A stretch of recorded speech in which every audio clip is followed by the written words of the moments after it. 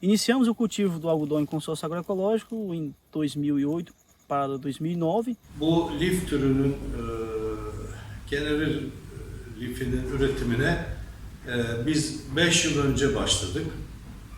Bu arada bu lifi üretmemizin amacı da pamuk dışında çevreyi koruyan, tarım ilacı kullanılmayan, su kaynaklarını kurutmayan elyaflara üretmeyi düşündük. We started farming in Mato Grosso state more than 35 years ago, firstly with soybean and corn. Then we started farming cotton more than 25 years ago. Today we farm cotton as a second crop, meaning that we plant soybean first as the first crop in September, October. Then we harvest soybeans January and we plant cotton or corn as a second crop. My family has been on this ranch for the last 100 years. I'm the fourth generation. The fifth generation is also on the ranch.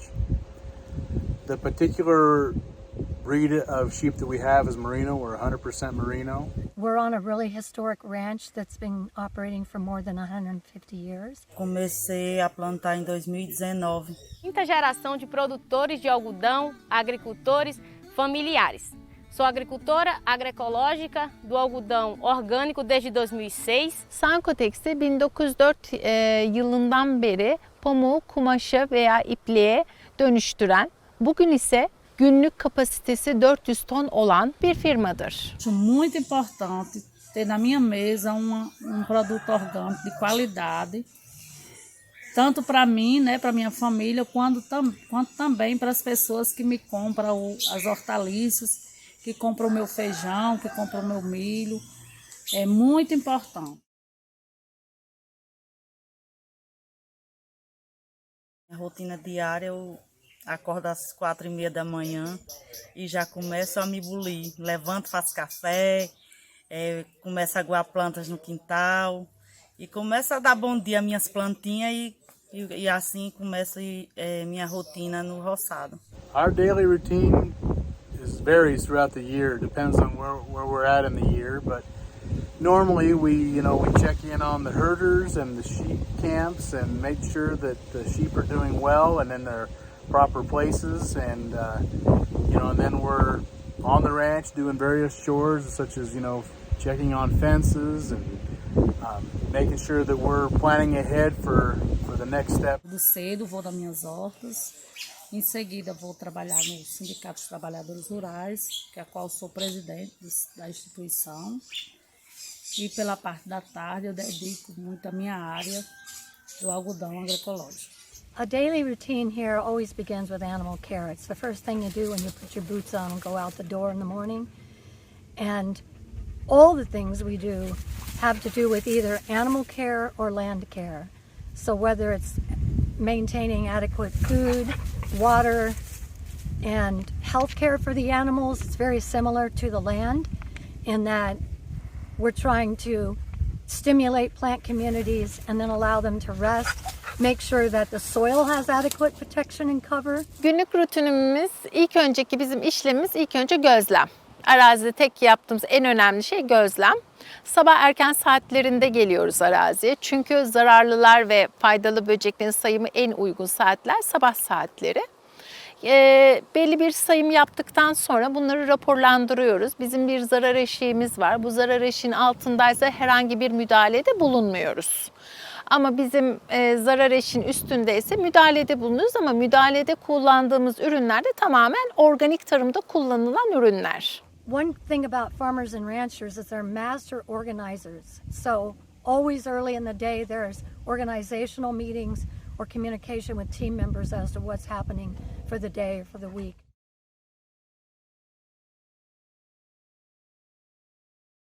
Every time of the year is beautiful in its own way, but it's pretty hard to beat spring as a favorite. Everywhere you look, you can see new life. You see the plants peeking up out of the soil, seeking the sun.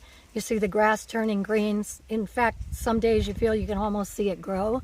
Para mim, a fase que eu acho mais linda é quando o preparo da terra começa com o preparo da terra e depois quando está florindo. É muito lindo, é muito gratificante em ver o roçado quando está dando vida e esperança. I like the time of year when we're transitioning from lambing to grazing and then again transitioning from grazing season back to lambing. O período do plantio me encanta mais porque é o período que a gente prepara o solo, é o período que a gente está em maior contato com a terra, né? My favorite phase of the crop is the moment that we harvest the cotton, because it's more than 1 year, maybe 1 year and a half that everybody in the company is working towards this moment. Bizim açımızdan en zevkli kısım kesinlikle hasat.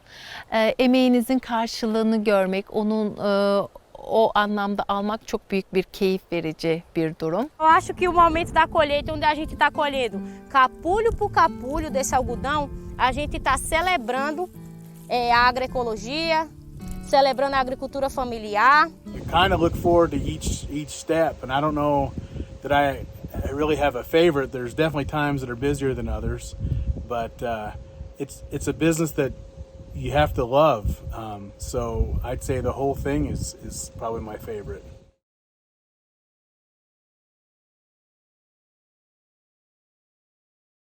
En büyük zorluğumuz iklim değişikliği. İklim biliyorsunuz küresel ısınmadan dolayı bizi zorluyor. Tüm üretim yapan üreticileri zorluyor. Regenerative farming is a fairly new topic in agriculture these days. So there are not classes or courses in universities that teach about regenerative farming.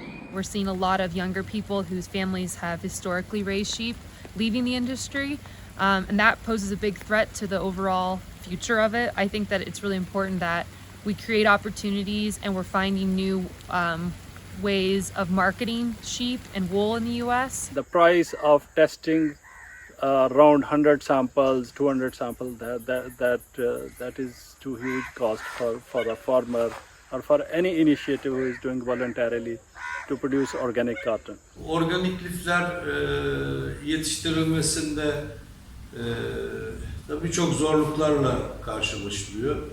Bunların başta gelen en büyük zorluk rekoltenin sonuçta az olması. Çünkü toprak işlemesiz tarım yapıyorsunuz. Bu tür tarımda. Nós temos alguns desafios nesse processo, porque depende muito de apoios, né, que muitas vezes acabam não chegando no tempo certo, quando nós muitas vezes buscamos através das secretarias, através do próprio apoio do Estado. Esses apoios são muito limitados, então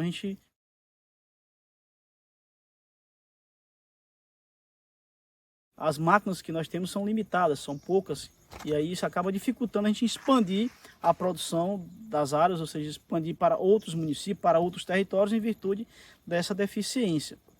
E uma forma de superarmos isso seria ampliando os equipamentos, estruturando melhor a associação que nós hoje coordenamos, que é a Associação de Certificação Participativa, a ACEPA, e incentivando outros produtores a também se envolver no cultivo do algodão em consórcio agroecológico. E outra coisa importante, para se ter algodão orgânico, precisa ter certificação. Então, como possibilitar que os agricultores familiares, os agricultores de baixa renda, que eles tenham acesso à certificação? Bu süreçte çevreyi koruyan, toprak sağlığını koruyan, su kaynaklarını koruyan bu uygulamaların yaygınlaştırılması için de Having the commitment from the supply chain, having the commitment from the mill, from the brands, and especially the brands that has a very relevant role in raising awareness with the consumers. I think this is a knowledge and a concept that we have to spread all over the supply chain. Através de políticas públicas, né, que venha desenvolver, né, que venha implementar na vida das comunidades rurais, no dia a dia das comunidades rurais. Sheep do so many good things, and the grazing capabilities of natural fire suppression is one of the top ones. The natural product fiber they put out, the food that they put out. These are things that, that probably occur in everybody's everyday lives, but they don't understand where those things come from. And sheep have been doing it for thousands and thousands of years. And, as the commercial sheep operations get smaller and smaller, some of those things are getting more difficult to pass on for education wise. So I think that if people can be educated as far as what the good things that we do, I think that kind of support would help us in the long run.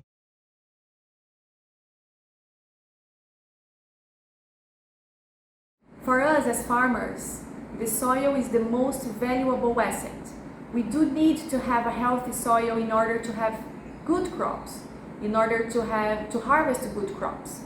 So biodiversity and water are components of a healthy soil. So everything that we do at Sheffer is around building a healthier soil. Utilizando e reutilizando toda a matéria orgânica da nossa produção no próprio solo, deixando ela à disposição dos micro-organismos para que esse solo ele se torne sempre produtivo, que ele tenha sempre uma qualidade de vida, entendendo que este solo é um organismo vivo e por isso precisa ser tão alimentado. Ekip olarak çiftçilerimiz organik tarıma başlayınca konvansiyonelden organik tarıma geçişte baktık, gördük ki akademik, bilimsel ve geleneksel yöntemler birbirleriyle harmanlanınca çok güzel fikirler ortaya çıkıyor. I'm really inspired by a lot of the new research, old practices that are coming out of a lot of universities regarding the impacts that livestock grazing and proper livestock management on our lands can impact overall soil health, water holding capacity. We're finally getting some rain here in California, so obviously we're very motivated to try to create soils that will retain this water in order to have more grass growth the following year. It's been really exciting to watch that research come out, and I'm really motivated to participate and help universities that we work with and conduct more and more research on these types of practices because it only benefits everybody. Soil health and water are intimately connected, and they underlie biodiversity. These are the fundamental building blocks to everything we do in terms of natural resource management and agriculture. So if we operate without these as our number one goal, the health of soil and therefore water and biodiversity, then we really have no future. It's critically important that they are our first priority.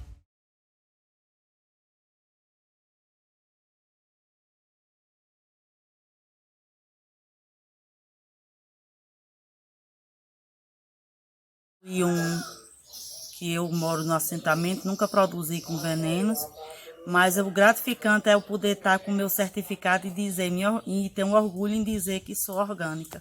Konvansiyonelden organik tarıma geçince çok güzel gelişmeler oldu. Bunun en büyük birincisi biyoçeşitlilik.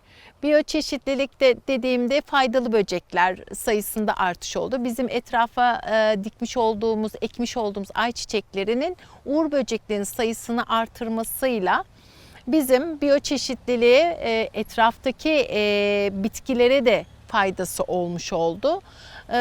Uğur böceği ve krizoperla denilen bir faydalı böceğimiz. Bunların sayısında çok büyük artışlar oldu. Aynı zamanda organik madde yönünden de çok büyük zenginlik toprağa kazandırmış olduk. Antes a gente só cultivava duas culturas, o milho e o feijão, né, no tradicional.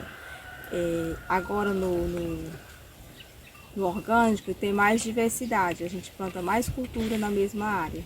Mesmo ainda estando em processo de transição, nós já vemos a diferença no que diz respeito à qualidade de vida, mercado justo e principalmente, que eu acho que isso não pode ser enumerado em quantitativo, na qualidade do ambiente, né? na preservação do ambiente, do ecossistema como um todo.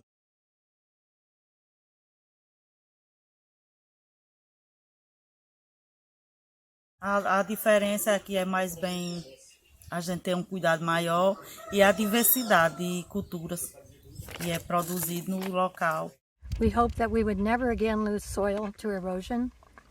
We hope that water would never run off our land again, except in a controlled manner in existing creeks and streams. We hoped we'd see improved forage available, which means good cover on the land and no bare soil. We hoped we would see improved crop yields. We hoped that all animals, both our livestock and wildlife, would have easier access to water and better water quality. We hoped to reduce the opportunities for invasive species to move in. And we hoped to improve habitat for fish and wildlife. And I have to say that even in the first year of making major changes in our management and practices, we could begin to see differences. And within 20 years, we saw dramatic changes in habitat and the populations of key indicator species. It's been an amazing journey, and we never looked back once we made the change. Que plantar em consórcio seria melhor, porque tanto nas hortaliças como no meu projeto algodão, eu faço aquele consórcio, né, a mistura de plantas, tanto bom para evitar os insetos, evitar muito ataque de insetos, pois o consórcio nos traz esse benefício. Muito bom. In this last cotton season that we had here in Mato Grosso State, we had the driest year in more than 35 years that we farm in Sapezal. And we were able to see that the regenerative fields were more resilient to this drought comparing to the conventional fields. We could see the humidity in the soil were kept for much longer than in the conventional fields. So this is a result that showed us in practice the resilience in this ecosystem regarding water retention and humidity retention for the crop. So this is why we believe that regenerative farming is the future for farming.